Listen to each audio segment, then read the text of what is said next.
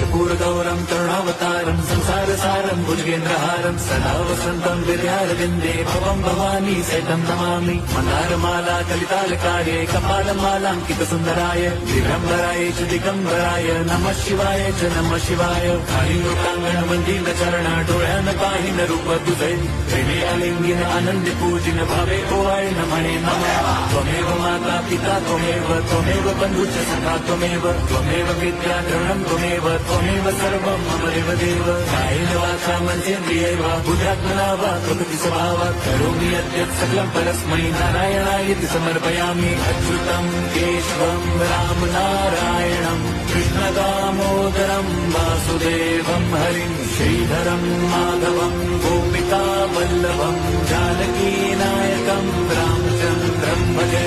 Hare Ram Ram Ram Hare Hare, Hare Krishna Hare